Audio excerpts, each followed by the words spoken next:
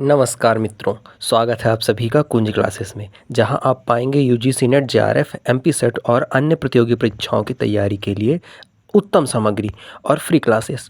अगर आप अपनी तैयारी को नेक्स्ट लेवल पर ले जाना चाहते हैं तो इस चैनल को अभी सब्सक्राइब करें। तो साथियों, अभी तक हम अपने सिलेबस में अवधारणाएं, उद्देश्य, शिक्षण का स्तर, ठीक है, विशेषताएं और मूल अपेक्षाएं, इन सबको क्या कर चुके हैं, कवर कर चुके हैं। आज हम स्टार्ट करेंगे शिक्षार्थी की अपेक्षाएं, और शिक्षार्थी की अपेक्षाओं में विशेष रूप से किशोर शिक्षार्थी के ऊपर हम क्या करेंगे, फोकस करेंगे। ठीक है, किशोर शिक्षार्थी की प्रमुख अपेक्षाएं क्या हैं, फिर उसके बाद हम पढ़ेंगे वयस्क शिक्षार्थी की अपेक्षाएं। तो चलिए स्टार्ट करते हैं किशोर शिक्षार्थी की अपेक्षाएं।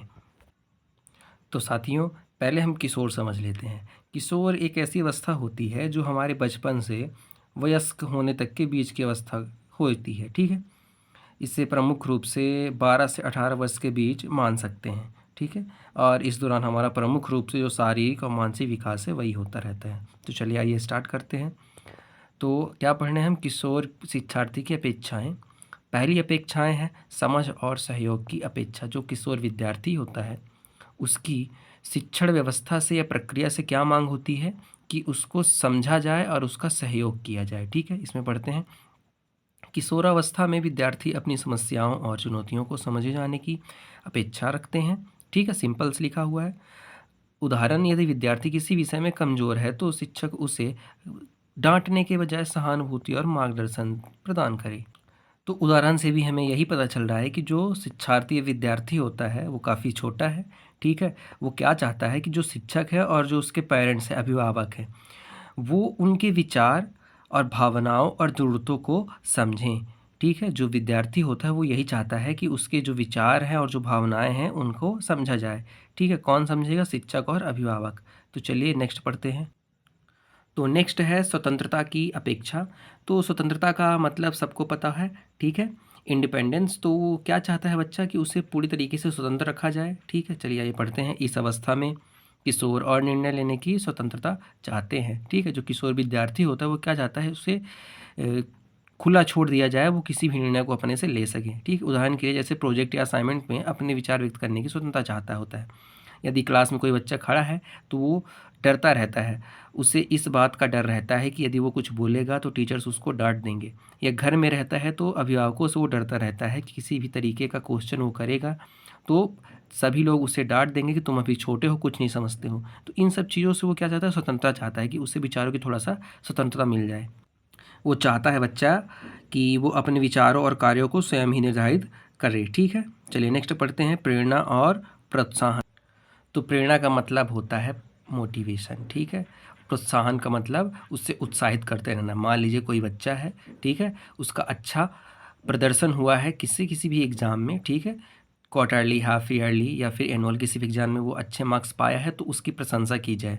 ठीक है, या फिर कोई ऐसा ही बच्चा है जो कमज़ोर है, यदि वो कम मार्क्स पाया है तो उसे डिमोटिवेट ना किया जाए, बल्कि उसे क्या किया जाए, समझा जाए और थोड़ा सा उसे प्रोत्साहित किया जाए कि चलो जितने भी पाए हो बहुत अच्छे हैं, अगली बार और कोशिश करना।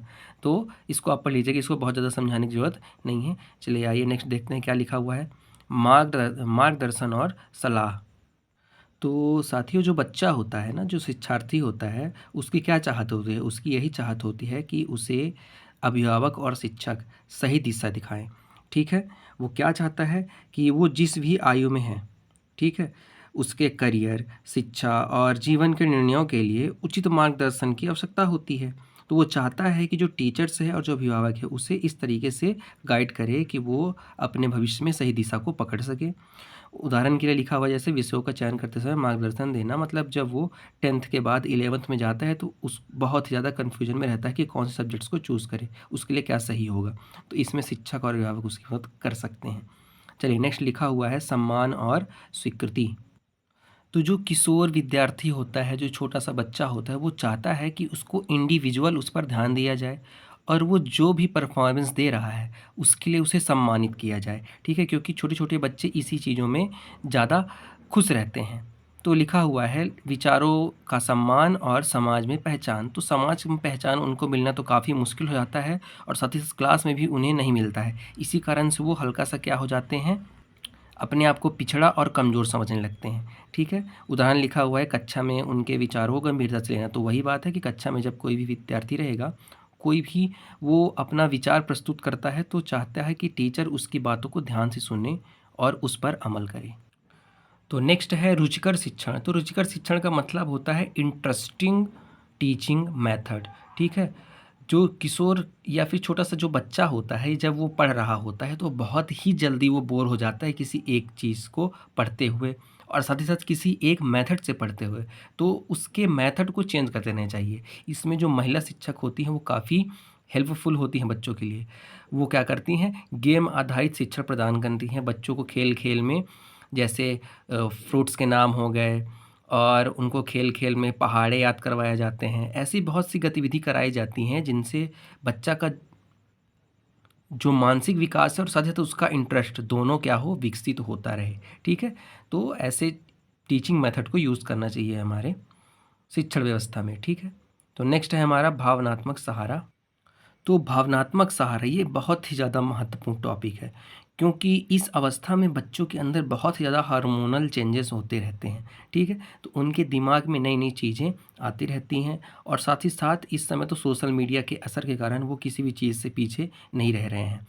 तो चलिए आइए पढ़ते हैं। भावनात्मक सहारे में हमको क्या चाहिए कि हम जो शिक्षार्थी हैं उनका पूरी तरीके से सपोर्ट करें। मतलब कि जो अभिभावक है और जो शिक्षक है उनकी भावनाओं को समझें। ठीक है, उन्हें डांटे नहीं, उन्हें फटकारे नहीं और उन्हें पनिशमेंट ना दिया जाए। ठीक है, लिखा हुआ है जैसे कि विद्यार्थी यदि असफल रहता है तो उसको क्या करना है, निराशित नहीं करना है, मतलब उसको निराशा की ओर नहीं ले जाना है। उसको प्रोत्साहित करना है कि यदि आप अभी असफल हैं तो अभी आपके पास बहुत मौके हैं, आप अपने आप में चेंजेस ला सकते हैं। ठीक है, उदाहरण के लिए हम ऐसे मान सकते हैं कि मान लीजिए कोई विद्यार्थी है, वो किसी भी एग्ज़ाम में फ़ेल हो गया है क्योंकि उसके अंदर जो हार्मोनल चेंजेस हो रहे थे उसके कारण वो अपनी पढ़ाई पर ध्यान नहीं दे पा रहा था। ठीक है, तो इस तरीके से जो अभिभावक है वो भी समझे और जो शिक्षक है वो भी समझे। नेक्स्ट है हमारा व्यक्तिगत ध्यान। तो कोई भी जो बच्चा होता है वो चाहता है कि उसके ऊपर इंडिविजुअल ध्यान दिया ही जाए। मैंने इसको पहले ही बताया हुआ है। चलिए इसके में पढ़ते हैं। लिखा है कि कम उम्र में किशोर चाहते हैं कि शिक्षक उनकी व्यक्तिगत ज़रूरतों और समस्याओं पर ध्यान दें। बस एक छोटे से बच्चे को यही तो चाहिए कि उसे क्लास में अलग से खड़ा कर लिया जाए और उससे कुछ राय मांगी जाए और साथ ही साथ उसके जो भी प्रश्न होंगे उसका हल किया जाए। ठीक है, उदाहरण पढ़ लीजिएगा आप लोग। लिखा हुआ है, वे चाहते हैं कि शिक्षक किसी विशेष विद्यार्थी जो विशेष विषय में पीछे है तो उसे व्यक्तिगत रूप से सहायता प्रदान करें। तो इसके लिए शिक्षक जो होते हैं वो एक्स्ट्रा क्लास या फिर क्लास के बाद जो लंच टाइम होता है वहाँ पर बच्चे को पढ़ाते हैं। न्यायपूर्ण व्यवहार। हाँ साथियों, ये बहुत ज़्यादा महत्वपूर्ण हो गया है क्योंकि इस समय क्लासेस में ऐसा होता है कि जो ब्रिलियंट और इंटेलिजेंट स्टूडेंट होता है, शिक्षक उसी को सबसे ज़्यादा महत्व देता है, उसी से क्वेश्चन करता है। ठीक है, उसी से ब्लैक बोर्ड मिटाने के लिए कहेगा, उसी से किसी भी सामग्री को मंगाना है अदर क्लासेस से तो वहाँ पर जाने के लिए कहता है। लेकिन ऐसा हमें क्लास के अंदर बिल्कुल भी पक्षपात नहीं करना है, क्योंकि बच्चे जो होते हैं वो काफ़ी सेंसिटिव होते हैं। वो चाहते हैं कि उन्हें हर एक के बराबर ही सम्मान मिले। ठीक है, किसी को यदि विशेष विद्यार्थी को यदि कोई भी टीचर क्या करता है, अटेंशन ज़्यादा दे देता है तो बाकी जो विद्यार्थी होते हैं वो उनके अंदर जलन की भावना आ जाती है। ठीक है, तो शिक्षक का यही धर्म होता है कि वो न्यायपूर्ण व्यवहार करे क्योंकि उसके लिए सभी विद्यार्थी एक ही बराबर हैं। तो लास्ट है हमारा सामाजिक स्वीकृति, सोशल एक्सेप्टेंस। बस वही जो हम ऊपर पढ़ के आए हैं अभी। क्या लिखा हुआ है कि किशोर अपने मित्रों और सामाजिक समूहों में स्वीकारता चाहते हैं। ठीक है, उदाहरण के लिए सामाजिक या फिर सामूहिक गतिविधियों और चर्चाओं में उन्हें भाग लेने का अवसर दिया जाए। ठीक है, घर में भी कोई भी प्रोग्राम होता है तो बच्चों को छोटे छोटे काम देते हैं तो बच्चे उससे बहुत ज़्यादा खुश हो जाते हैं और इसी तरीके के व्यवहार उन्हें शिक्षक के द्वारा भी स्कूल में किया जाना चाहिए कि उन्हें किसी भी गतिविधि में शामिल होने के लिए प्रोत्साहित करना चाहिए और बच्चा चाहता है तो उसे किसी भी एक्टिविटी में पार्टिसिपेट करने से नहीं रोकना चाहिए। ठीक है, चाहे वो भले ही उस पार्टिसिपेशन में क्या हो, बाद में हार जाए, जीत जाए या कुछ भी हो जाए।